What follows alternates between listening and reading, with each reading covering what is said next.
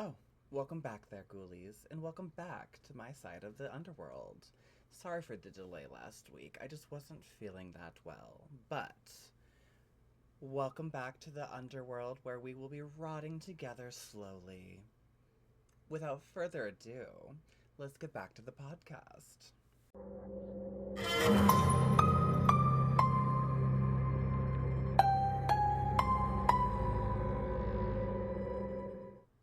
Welcome to my channel, and if you love your true crime dark, a little messy, and proudly queer, you're in the right place. And while you're here, be a dear. Hit that like and subscribe button, and share it with someone who also lives for the drama. Tonight's story is one of those cases that should never have lasted as long as it did. For years, men in Atlanta's gay community whispered the same warning. Stay away from him. He's dangerous. They knew him before police ever seemed willing to act. They knew the handcuffs. They knew the smile. They knew the violence. And still, the attacks kept happening. This is the story of the man they called the Handcuff Man. This is LGBT. Let's get back to talking. I'm Nico. Around here, we tell stories about queer lives.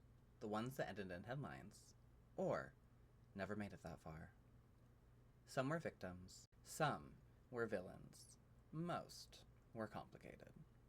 So, pour a drink, take a breath, let's get back to talking.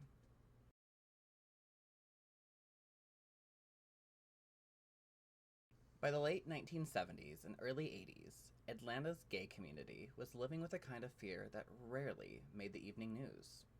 Not because the violence wasn't happening, because of who it was happening to. Men were being targeted, assaulted, robbed, handcuffed. Sometimes left beaten, sometimes sexually assaulted, sometimes murdered. And the same description kept surfacing.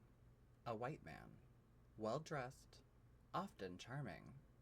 He approached men in places where queer men gathered. Bars, parks, cruising areas, streets where visibility and danger often lived side by side. He used familiarity as a weapon. Sometimes he posed as friendly, sometimes flirtatious, sometimes almost disarmingly casual. Then came the handcuffs. That detail became so central that it transformed into his street name, the Handcuff Man.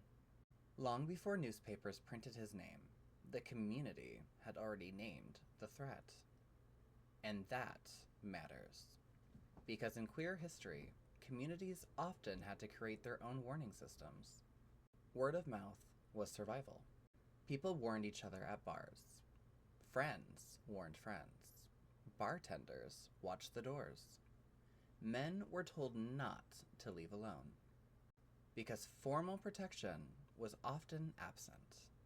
Police response to violence against gay men during that era was, at best, inconsistent. At worst, openly dismissive. And predators know where systems fail. Bennett knew it.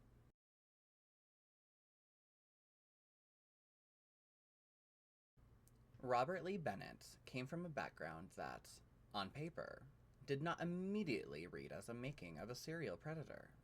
And that's part of what made him so dangerous. He could blend. He did not present as chaotic. He was capable of appearing controlled, composed, and trustworthy. That surface presentation is important psychologically. Many serial offenders rely less on brute force at the beginning, and more on social engineering. Charm, familiarity, calculated confidence. Victims often later described that split, the normal exterior versus the violence that followed. With Bennett, the handcuffs weren't just a physical restraint. They were theater, a symbol of power. They created instant helplessness. They also carried psychological meaning. Handcuffs imply law, authority, control, punishment. For someone with sadistic tendencies, that symbolism can be deeply significant. That was not random violence. That was violence built around ritualized dominance.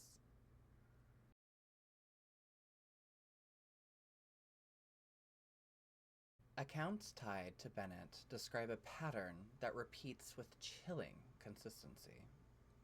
He would meet men, often gay men, who were already navigating a world that demanded secrecy. That secrecy became part of the trap. Victims who feared outing, victims who feared police judgments, victims who feared public exposure. He exploited all of it. Once isolated, he used handcuffs to immobilize them. Then came the robbery, beating, and in several cases, extreme sexual violence. Some attacks escalated into homicide. One of the most disturbing elements in this case is that law enforcement reportedly had contact with Bennett and links to earlier violence well before the public fully understood the scale of what he was doing. That's one of the reasons the story hits so hard, because it becomes not only a serial predator case, but a systems failure case. The queer community had already identified him as dangerous, and yet the violence continued. That delay cost lives every time.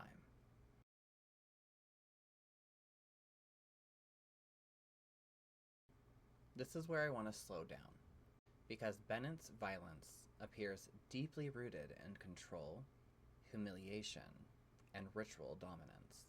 The handcuffs are not incidental. They are central. Many offenders use whatever weapon is available. But when the same symbolic instrument repeats, it suggests something more psychologically meaningful. The handcuffs do three things: remove agency, create terror, stage dominance. For a sadistic offender, the victim's fear is often part of the gratification, not necessarily sexual gratification alone, power gratification. The ability to decide what happens next, who moves, who speaks, who survives. That's a profoundly different offender profile than someone motivated purely by impulsive violence. This kind of offender often escalates, because control itself becomes addictive. And when victims come from marginalized communities, that escalation can continue longer, because reporting rates are lower. Again, Bennett appears to have understood exactly that.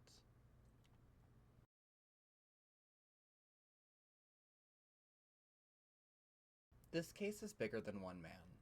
It tells us something painful about the time. Gay men in Atlanta were warning one another long before institutions effectively intervened.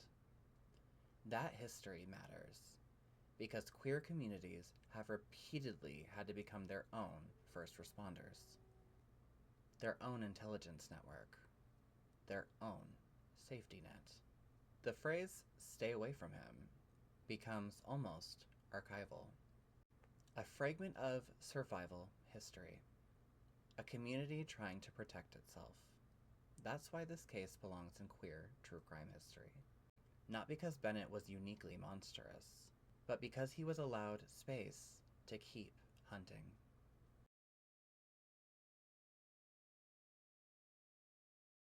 Bennett was eventually convicted and imprisoned. He later died in custody in 1998 after suffering a stroke while incarcerated. But death in prison is not closure. Not really. Not for the men who survived him. Not for the families of those who didn't. Not for the community that had to carry the fear. Predators like Bennett leave residue. Years of distrust. Years of hypervigilance. Years of whispered warnings. Sometimes entire communities inherit that fear.